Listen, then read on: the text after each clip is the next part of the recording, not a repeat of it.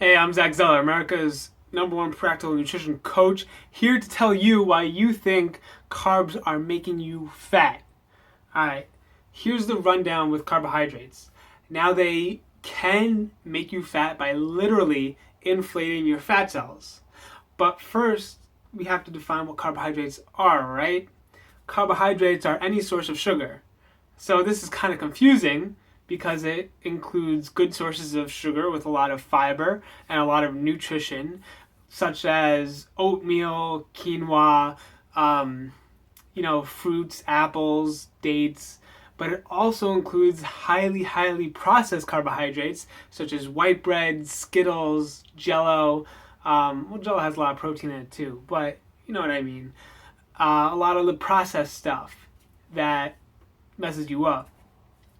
Now, when you have processed carbohydrates, your body still has to break everything down to the simplest, tiniest subunit called glucose. So that's just like a little sugar molecule. So if it's in a chain, like in a starch with fiber, it has to get broken down to individual bits so it could get into your bloodstream from your digestive tract. Now, when it does that, the speed at which it comes in is important.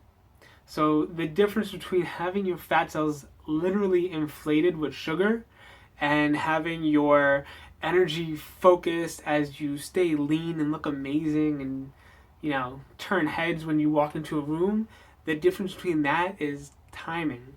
When you have something like Skittles or fruit juice or white bread, the sugar it's broken down and it gets into your bloodstream on the express chain right away, super fast.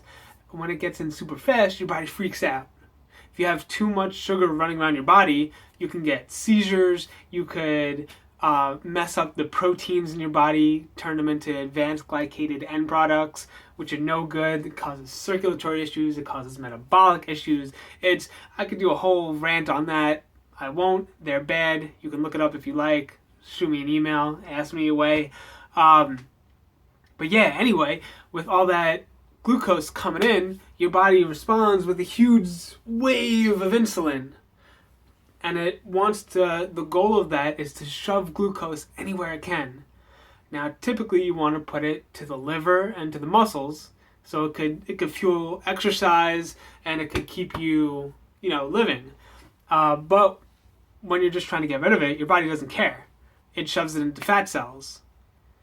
Now, on the other hand, if you eat a whole bunch of carbohydrates in the form of oatmeal, where you can get a decent sized bowl of oatmeal and have 60 grams of carbohydrates, which sounds like a lot, especially compared to 60 grams of carbohydrates from like Skittles.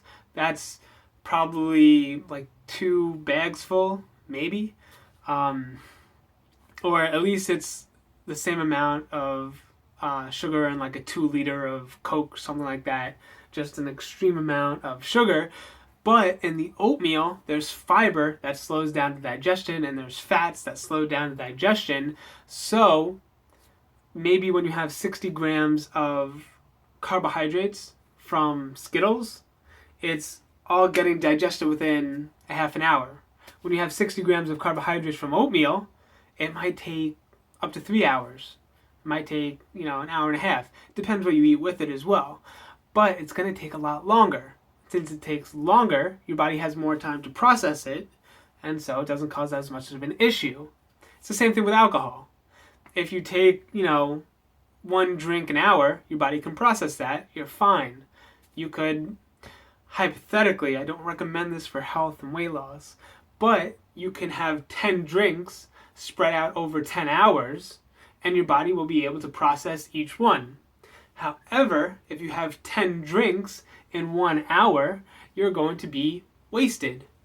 So, very similar concept. It's still biological process, same idea.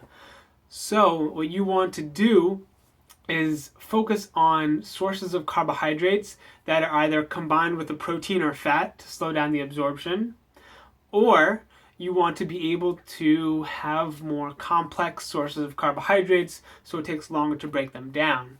So an example of the first case would be if you're having like a pasta dish. You want to have a pasta dish with lentils. You want to have some healthy fats mixed in. Maybe you toss sesame seeds on it. You have a peanut sauce.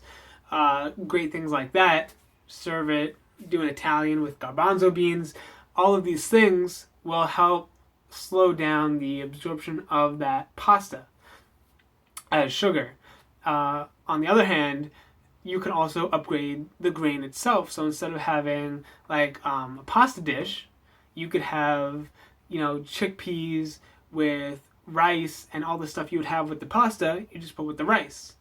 And so rice will take longer to digest and break down than the more processed pasta, which will buy you more time, stop carbohydrates from making you fat.